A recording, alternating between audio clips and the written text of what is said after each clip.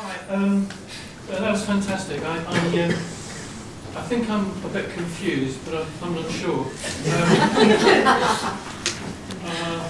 I've done some work. I'm addressing this to anybody that's interested in talking about this, but very briefly, I've done some work on, I've looked at about a dozen plays, and I've found the story of Jesus, but in a very heretical, which would have been considered a heretical version of the story of Jesus, embedded. I don't know what the word is. I don't have a vocabulary for it, but implanted, embedded, encrypted in all the plays that I've looked at. You know, Macbeth, the Henriade, you know, Twelfth Night. I gave you something on that. They've all got it in a particular way. Is there one of you, two of you, three of you, all of you, any of you, who would like to have a discussion offline and talk about how that contributes to the stuff that certainly Alexander has and Simon have been presenting this afternoon? Thank you very much. So obviously I'm sure everyone would be happy to have a conversation with you offline. Does anyone want to respond to that observation? Can I briefly just give a quick Oxfordian perspective on this? Oxford was a bad boy, we all know that. He kind of disappears in the 1590s, he almost vanishes. And I think he goes into a period of repentance. We know from a man in 1624 called Gervase Markham that he gives away all of his money to religion and to learning, and he dies completely bankrupt and completely anonymous. And I think he's taking that Ovidian line. When I discovered this, it's this that's made me look deeper into the Christian element of Oxford, and I think it's something that's been very overlooked by Oxfordians. But as I said at the beginning of that talk, I think we are looking at a sort of hermetic Christian mysticism along with John Dee and that gang. Okay, anyone else like to comment on that? A slight question on... Okay, go ahead. I don't think anyone wanted to. Yeah, I mean, your question. I found your talk very interesting in terms of God being in everything, and the only way to find God is through Jesus, and the clues that you have to do this, you have to do that, and when you're explaining that to us, it would seem to me that whoever was Shakespeare at the time would have been of a Christian belief, or certainly would have had strong Christian beliefs, but also in Shakespeare you've got a lot of esoteric stuff, a lot of spells, a lot of potions, and at the time they wouldn't have gone hand in hand with the Christian belief system that you were explaining. They did though, because John Dee was into these. John Dee was a Christian, and John Dee was doing magic, and he was summoning up angels, and he was communicating with angels. Sorry, Shakespeare's stuff is not Christian. It's deeply, deeply heretical. Well, okay, completely. Well, it's it bucks the orthodoxy. Okay.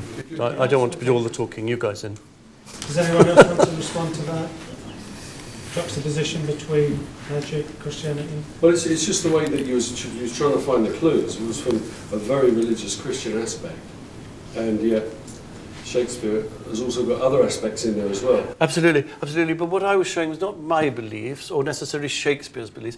I was showing what the encryptor was doing. The encryptor was doing that so in order to veil these truths. And I'd just say one thing to you, which I think is important, and people never seem to cotton on to this. There was a law passed, and I can't remember the date, 1558, where you were not allowed to put religion into plays. So we've got a lot of stuff saying, oh, Shakespeare wasn't at all religious, or in your case saying he's heretics, you're finding veiled things, or he wasn't Catholic, or he was Catholic. In fact, he wasn't allowed to do this. So I think what appears to be a separation of religion in the playwright's mind is partly to do with the law that you're not allowed to put that on stage anyway. Which goes to the anonymity. Sir, you had a question, and then we'll go to... Yeah, I would speak to each of you in turn, really. Mr. Waugh, you kind of touched on it just then, what you just said, that it wasn't your particular opinion, you were just putting forth a theory and something that you saw through it to its obvious conclusion. But I'd like to know, if all four of you, apart from your educated opinions that you've given us, and I've very much enjoyed today, what's your own personal opinions on the actual authorship issue? Well, I can tell you that. I'm not asking you. Yeah. Okay. Spells out Anthony. Well, yes, I believe Francis Bacon. I mean, I'm persuaded by the evidence that Francis Bacon certainly had a very large role in it, if not the dominant role. The more I read about Anthony, the more I suspect that he also had some role in it. To what extent, I'm not sure. And I certainly couldn't rule out the involvement of anybody else, because I don't think it's actually possible to rule out even the Stratford man. If he contributed a word, who is to say that that's impossible? If a word, why not one line? If a line, why not a scene? So I'm very open to it being, in some sense, a group enterprise, but at the heart of it is some kind of off-scale genius in my reading of it, and that off-scale genius is Francis Bacon, in my view. You've asked yourself that all these covert messages you're talking about, you're satisfied that it is Well, that's the position I've come to, yes. Okay. Yeah. Ros? Well, I came at this through an interest in Marlowe, and I started by I was writing a work of fiction based on the premise that Marlowe became Shakespeare, that he didn't die in 1593. I would never say I believe that Marlowe. It's not really where I go with this, but I'm really interested in the theory. I think it's not quite as implausible as people like to think it is, and I like approaching the authorship question. To me, is just a really fascinating kind of playground, and I like approaching it through this lens, and I just find that by approaching it with that lens you can find out other things, and I feel like that about the research of people who are researching for other candidates as well. It's just really interesting to look at Shakespeare through a different lens, and you find out new things by doing that. I also think that Francis Bacon was involved on some level, certainly in putting the folio together. It's really there is so much of this fascinating stuff that seems to me, with today's conference actually, more than others, that things are there's a sort of coming together of things, because I was talking to Peter Dawkins quite recently for the MOOC that I'm doing, this massive open online course on the authorship question. I interviewed a number of people for that, interviewing Peter, talking about the Cairo symbol, Shakespeare's monument in Westminster Abbey pointing to temples, the possible involvement of the Rosicrucians, and Peter was saying very much that it was all about this oneness, that in fact the mystery was set up in order for people to explore the mystery and discover that the answer to the mystery is God, essentially. Which at the time I thought this, is kind of fascinating thing, but it seems that there may be messages pointing us in that direction. So I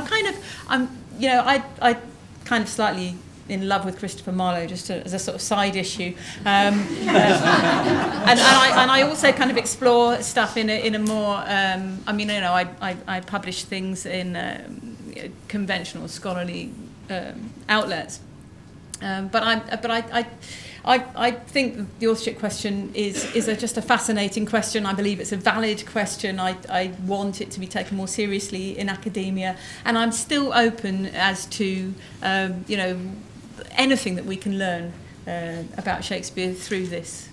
Thanks, Ros. John? The first 7 or 8 years of doing this research, I was very, very doubtful and cautious. I kept thinking, oh no, you're seeing what you want to see, you're finding things to validate what your position is. So I kept on and on and on doubting. And then research showed me things I wasn't looking for, and I was really surprised, again and again and again. So for me it comes down to evidence. I found a lot of evidence, and I hand that evidence over to you in the books for you to judge. I don't believe, I'm just looking at evidence. What I do know as a psychotherapist is that the works of Shakespeare are like a gigantic Rorschach test, a vast ink blot, which enables us to project whatever is in our deep unconscious, and they are full of archetypes. So the archetypal engine of these works will allow us to find whatever is deepest within us in the work. So I'm extremely cautious about cryptic material because I fear that we can project what we want to find into it.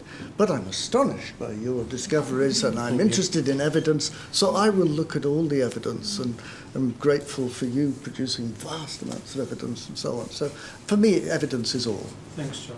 Alexander, do you want to respond? Yes, I'm quite confident. I wish we had more evidence, but I'm quite confident that Marlowe did have a hand in the Shakespeare plays. But I take a slightly conventional Oxfordian view of it. Oxford was sitting around, particularly in the late 80s and the early 80s, where he was sitting around with a lot of playwrights who were his secretaries. These included John Lilly, Anthony Mundy, Robert Greene, Thomas Nash, and I strongly suspect Marlowe and Kidd. And those were the sort of brains. I see this as a bit as sort of Titian, the master painter, if you like, who designs the picture, decides the themes, and other people come in and place things. And then I think what's now happening, this idea that Middleton's in Macbeth, he might be, but I would say that these are plays that they've then got kitted up for the court, and Middleton was the playwright in the Jacobethon, so could you get this ready for us in 1606? So that's my general view of it, and so I think that all the basis of the plays as we know them was pretty well finished by 1604. And, Okay, thanks, Alexander. And you, Sarah. Alexander, can I ask you two things? What was in Westminster Abbey where the Shakespeare monument is? Sorry, could you speak up? Yeah. What was in? I can't read. what was in Westminster Abbey? What was in Westminster Abbey before the Shakespeare monument was put up?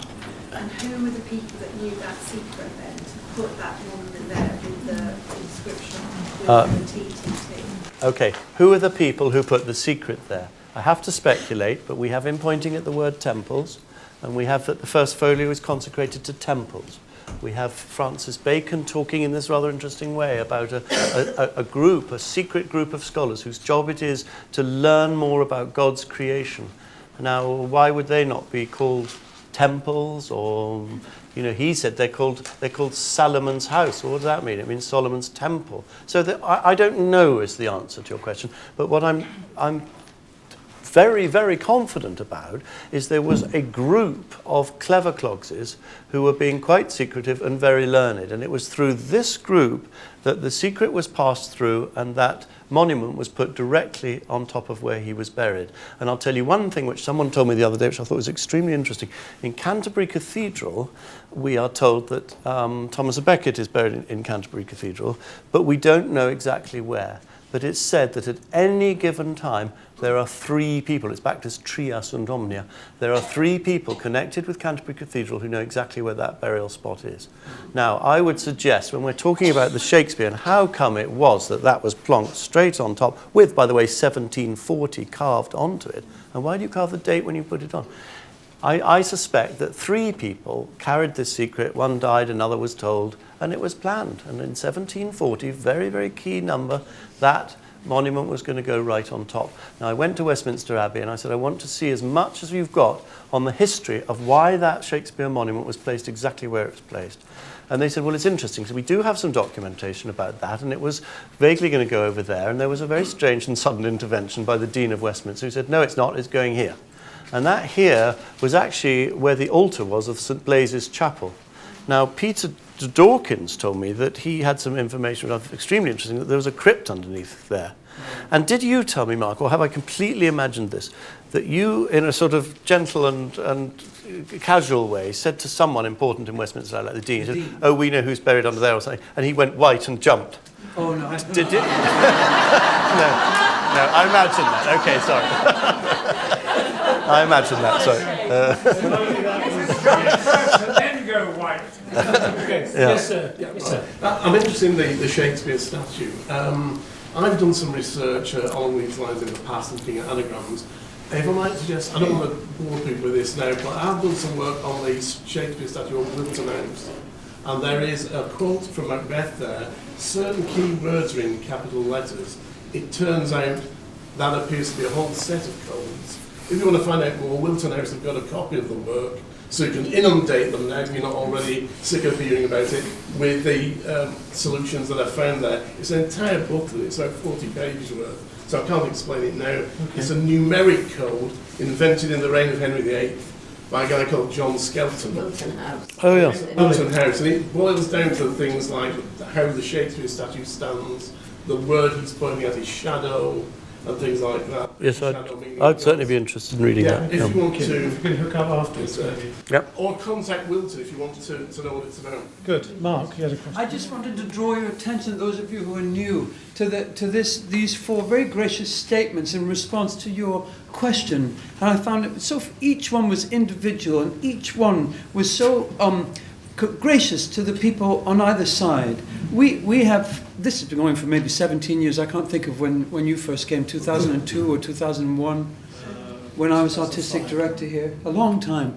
We've regularly asked, for those of you who are new, and I hope some of you are Stratfordians, and we haven't addressed or represented the Stratfordian case today, but we regularly ask the top Stratford scholars to come and be the 5th person sitting here, and to express their belief, their facts and knowledge as graciously as these people, and with such respect. Here you have 4 people who really basically disagree or inspired by very different authorship candidates, as different as the Stratford man. But they're able to get on, they're able to do their research and talk with each other respectfully. What's wrong with the Stratford Central Academy, unto whom we entrust? They are threatened. That's what's wrong. It's just history. It's just ideas. We entrust our children to these people. Our teenagers. But why aren't they able to come and bloody sit here and be as gracious and knowledgeable as our wonderful speakers today?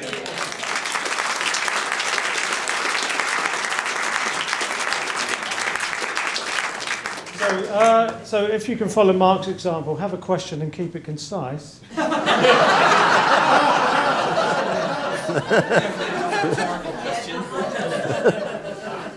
just wanted to ask Ros, I was very persuaded by her criticism of stylometry, in terms of its scientific basis and smallness of the sample and all sorts of things.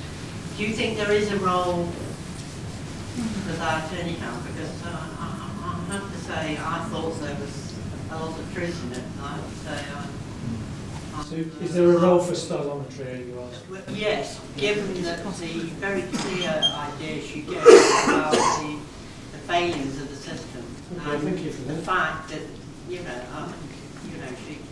I just wondered if she feels there is a role for that sort of analysis. Strangely, when I began this, I've actually become slightly more impressed with it, even though you see I pulled it apart. I think there are things that you can learn from it. I think there are, it's just not necessarily what they're saying. I think it's producing some very interesting results. That I think that one of the things that I didn't really have time to highlight much, but something that had come up a lot was this homogeneity of the Shakespeare canon that has been noticed. It was noticed in the word adjacency networks. It was bouncing around 0. It was noticed by Craig and Burrows in 2012 that there was this constant coming towards the mean of Shakespeare and not the other authors. And I'm interested to know why that is, and might that have something to do with, co-authorship or something else? Why is it that's somehow Shakespeare, who is so extraordinary, apparently when number crunched is so average? What is that? How is that happening? And actually, what it's done is looking into I only mentioned him briefly, but Maciej Eder, the Polish stylometrist, who has actually published more than one paper criticising the Burrows methods. It wasn't just on the, as he called, simply disastrous sample sizes, but also looking at things like cherry picking. But he's talking about machine learning methods, and he's actually released stylometry software that's completely free that includes machine learning methods. And I am now quite persuaded that when I get some time, that is always the issue, that I'd quite like to play with that and play with the machine learning, which doesn't bring in its own, the experiment of my biases, and see what can be done there. Sample sizes are going to continue to be an issue. The state of the Elizabethan text is going to continue to be an issue, and those things, you have to sort of build it in with these caveats. You have to go, well, yes, but this, and yes, but that. But there are more and better experiments that could be done. I think stylometry could teach us some things. Thank you. Thank you. So we've got time for just one more question, sir. Nice and concise, if you'd be so kind. Just to sort of carry on with the previous subject, I think one needs to go back to Raleigh and Tennyson, Bacon's two original sort of editors after his death, and what they both said. Certainly Tennyson said it. I don't mean that. I'm talking about the 17th century, not 20th, 19th century. And he said that just as with the artists, you can see from their style whether they painted this picture or that. He didn't even go to any deep analysis. It's just because, you know, the man is there, he's coming out in that picture. And you can realize whether it's him or somebody else reproducing it himself in those pictures. He said the same about Bacon's work, because they knew at that time, it was after Bacon's death, alleged death, they knew that there were many works that people were saying were by Bacon already in the 17th century. And what do we do about that? He said that will emerge from style. And he didn't mean analysis of style in... Have you got a question, sir? Sorry. This is the last one, so make it quick. Oh, that was it? Okay. That from style alone, and you don't need to have to analyze style, because it's there. It's like an imprint on the mind. Okay. Well, I don't know. Does anyone want to respond to that? Or? Yes, I mean, I didn't get to saying. I also think that Bacon does have a little very possible mix in this, even though I'm an Oxfordian. Oxford called Bacon my cousin Bacon. They came from the same, very much the same quartier. They came from the same court, and they undoubtedly spoke, when they spoke to one another and to others, in much the same language. So I go some of the way with you on that. Thank you very much. Okay, one really last question, because you looked at me very pleadingly. I answer the question about why don't the people from Stratford come here? Why don't we go there? Because we'll get punched in the nose. That's very good. I think we're going to have to end on that note. I'm terribly sorry. Okay. It's a very nice note to end on. So before we go, can I just ask you, well, first of all, thank you so much. I hope you've all enjoyed the day. I think there's plenty of food for thought there, and no doubt on your way home you'll be thinking all of these things through.